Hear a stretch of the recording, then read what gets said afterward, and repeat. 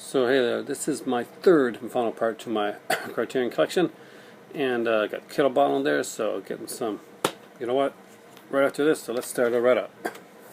Next up is House, an incredibly crazy Japanese film, number 539 in the Criterion collection.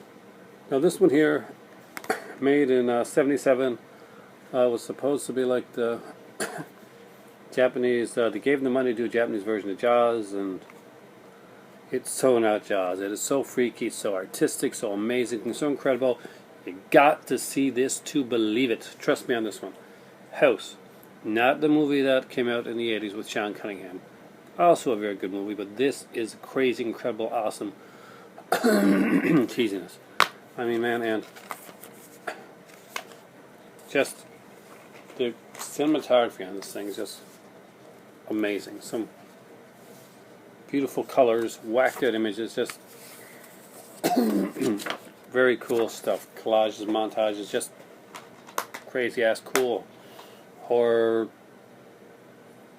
How best to describe this movie? Psychedelic ghost tale, a stream of consciousness bedtime story, an episode of Scooby-Doo is directed by Mary Bava. Yeah, all of those things. Next up is one of Chaplin's best films, and that is 543 in the Criterion collection. Make sure I'm doing these right. Yep. Modern Times, a great film. Paulette Goddard's in this one. This is an incredible movie. Love this one. I think his best work is Gold Rush. Personally, that is. I don't have that one yet on Criterion. Got to get it. It's an amazing film.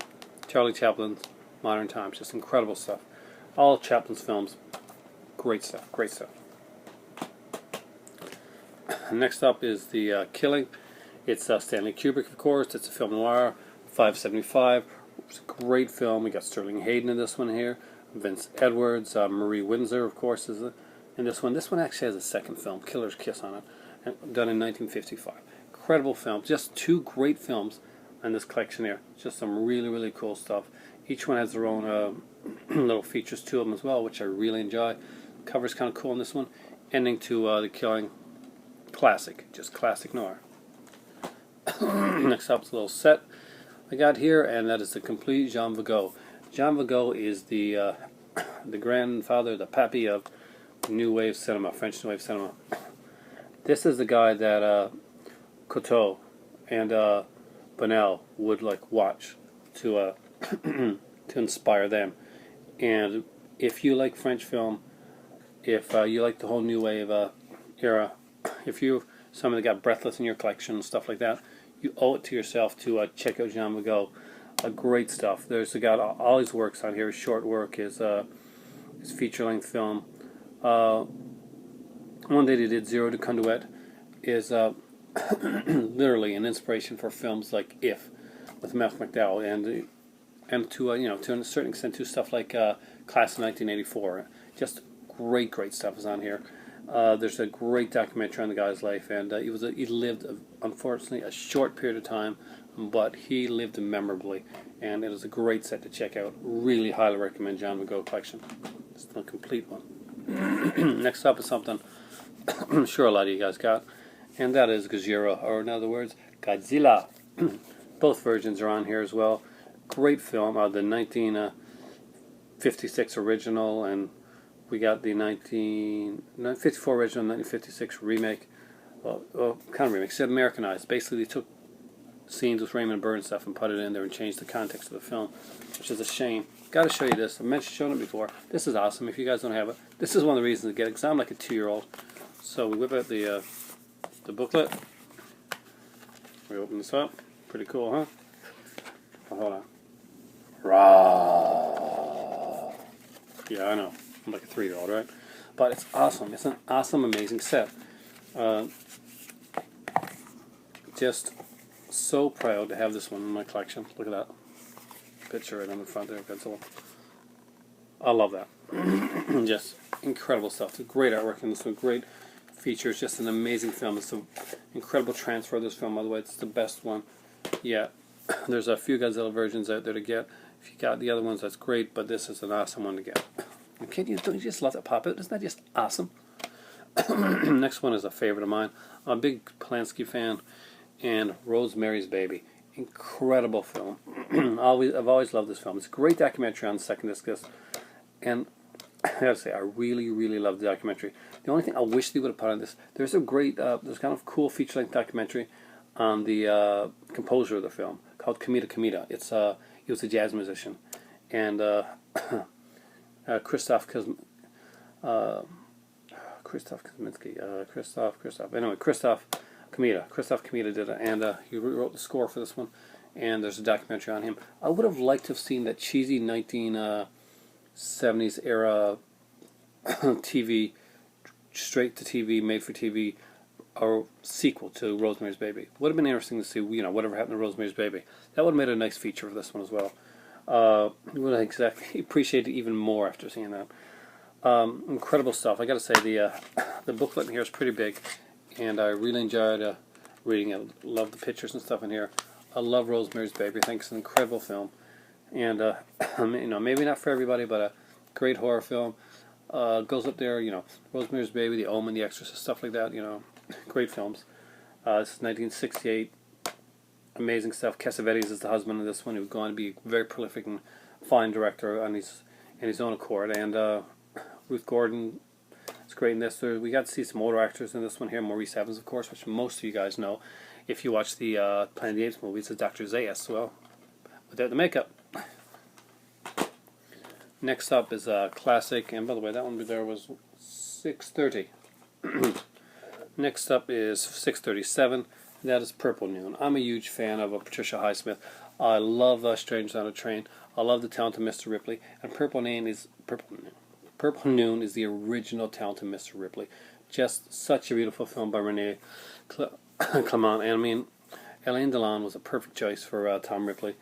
Does a great job with it. There's some great interviews in this one as well. A wonderful booklet. I gotta say, thick, wonderful, amazing booklet. Just an incredible, incredible film. If you like thrillers, and it's a cool French thriller. You know the story of Mr. Ripley, then it's a little bit different here. Purple Noon, great film, highly recommended. If you like Alain Delon, if you like Renee Clement, if you like Patricia Highsmith stuff, then definitely check out Purple Noon. Here's one I got based on the director who I love, based on the just the storyline. It's just amazing, and that's Ministry of Fear. Great film. I love this cover. I love the kind of like the German expressionistic look of the cover. Such a great film, 1944. classic film. You really got to check it out. Not a big booklet on this one either. I really wish there was, but this was kind of like the featureless type of thing.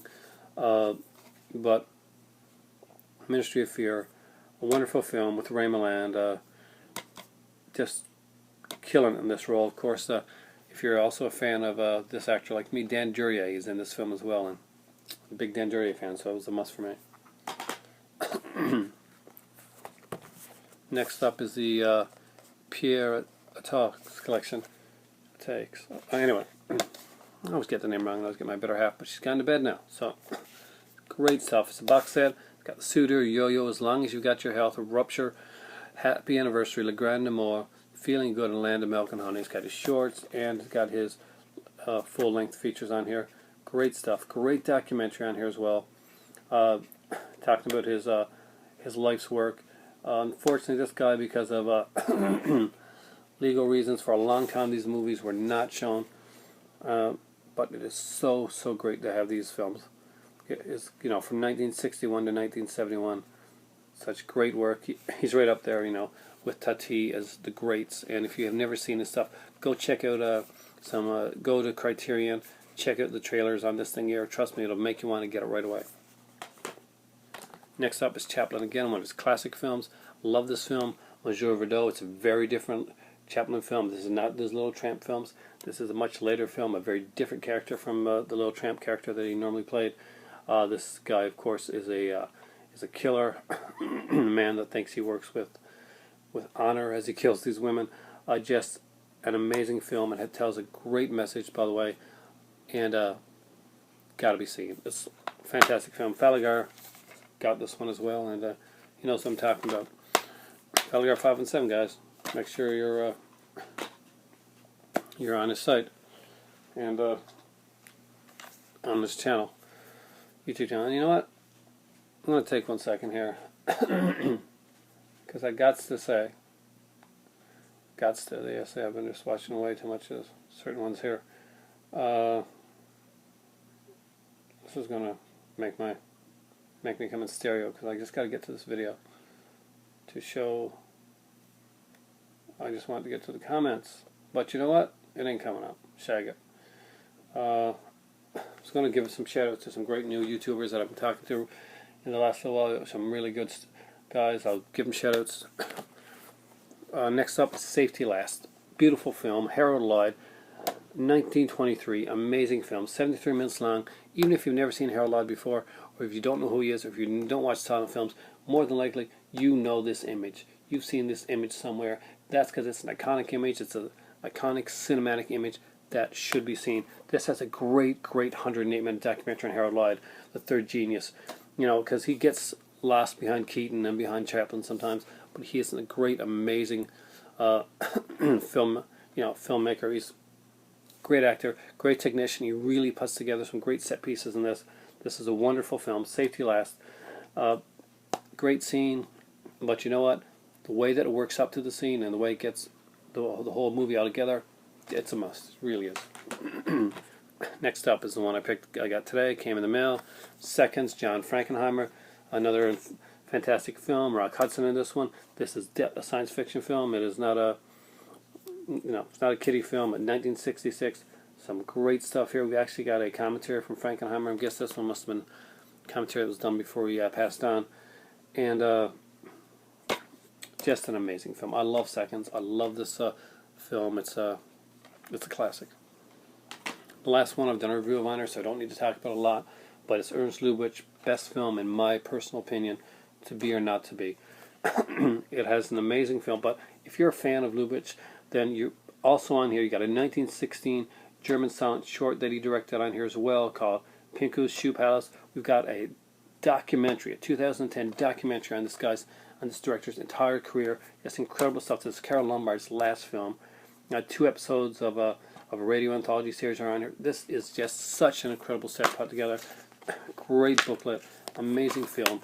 Got to be in your collection. If you're going to get one comedy one, and it's not one of the silent ones, you want to get this one. It recently came out. Don't you love this cover, man? Isn't this amazing? And once you know what the movie is, the cover makes even more sense.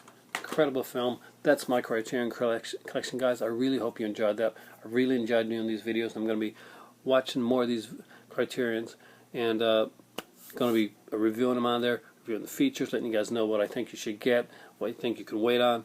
But those are some of the movies that I got in my Criterion collection, and a lot of those were ones that I thought I had to have. Some of them I got for fairly kind of cheap, so I ended up getting them more quicker than I would. I mean, the Peter Weir films, great films, but not something I would have gotten right away. But films like To Be or Not to Be, the Godzilla, the PR2 set, Ministry of Fear, I recommend picking those up. Those are ones I can strongly give you high recommendations for. Thanks for watching again, guys, and I have to go. The kettle is boiled, and it is time for tea.